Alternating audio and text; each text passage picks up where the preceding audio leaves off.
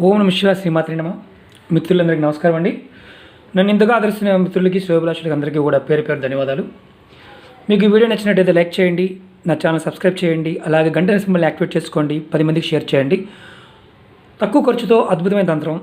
ఈరోజు మనం సముద్ర ఉప్పు, కల్లుప్పు, దొడ్డుప్పు, రాతి ఉప్పు దీని గురించి మాట్లాడుకుంటున్నాం. ఈ టాపిక్లు ఏంటంటే చిన్న వీడియోలు చేసుకుంటూ ఎక్కువ కమ్యూనికేట్ చేద్దాం, నేను ఎక్కువ మెసేజ్ ఇవ్వాలని ప్రయత్నం చేస్తున్నాను. అంటే ఒకే వీడియో లెంత్ వీడియో చేసి 4-5 ఉపయోగాలు చెప్పడం వల్ల మిత్రులు చాలామంది ఇబ్బంది పడుతున్నారు. ఏంటంటే చిన్నగా చెప్పండి, ఎక్కువ అంటే మాకు మర్చిపోతున్నాం అనే టైప్లో మాట్లాడుతున్నారు, అదే కామెంట్ చేస్తున్నారు.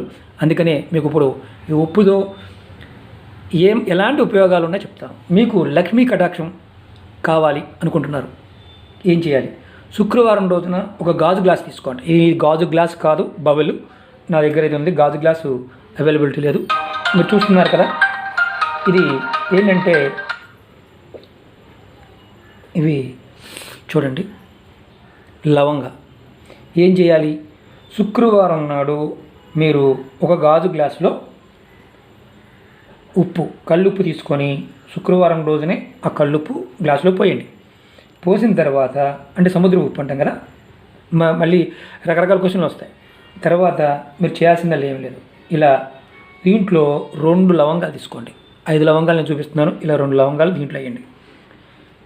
ఎవరికి ఇంట్లో కనిపించకుండా మీరు మీ ఇంటి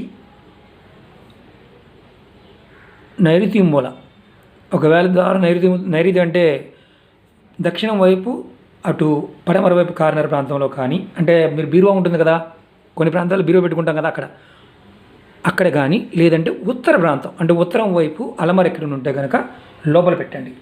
ఏం చేయాలి? ఇలా గ్లాసులో ఉప్పు పోసి దాంట్లో 2 లవంగాలు వేసి ఆ మూల పెట్టండి కనిపించకుండా. మీ ఇంట్లో ఎప్పుడు ఆర్థిక సమస్య లాంటివి తీరిపోతాయి. ఇది కనిపించేటట్టు పెట్టాలా, కనిపించకుండా పెట్టాలా? కనిపించకుండానే పెట్టాలి. ఇలా పెట్టిన తర్వాత దీని మీద చిన్న పేపర్ని ఇలా మూత పెట్టండి. ఎందుకంటే ఓపెన్ కాకుండా. ఇలా చేయడం వల్ల లక్ష్మీదేవి మీకున్న ఆర్థిక సమస్యల్ని ఆటోమేటిక్ తగ్గిస్తుంది. మీరు చాలామంది అడుగుతుంటారు, శ్రీనివాస్ గారు లక్ష్మీ కటాక్షం కోసం ఏం చేయాలని. ఏమీ లేదండి, చిన్న పని. సూర్యోదయానికి ముందే లేవండి. మీరు ఇల్లు లేవగానే ముందు సింహద్వారం కాకుండా ఇంటికి వెనకాల తలుపు ఉంటుంది కదా, ఆ తలుపు తీయండి. ఆ తలుపు తీసిన తర్వాత మాత్రమే సింహద్వారం ఓపెన్ చేయండి. ఇలా చేస్తే ఏమవుద్ది?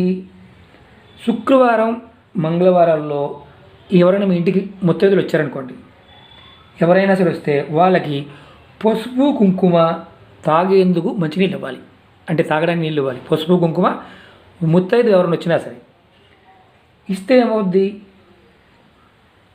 దీనివల్ల మనకు మంచి లాభం ఉంటుంది. మీరు ఈ జన్మలో చేసిన పాపాలు పోయి మీ కుటుంబం సుఖంగా సంతోషంగా ఉంటుందని శాస్త్రం చెప్తుంది.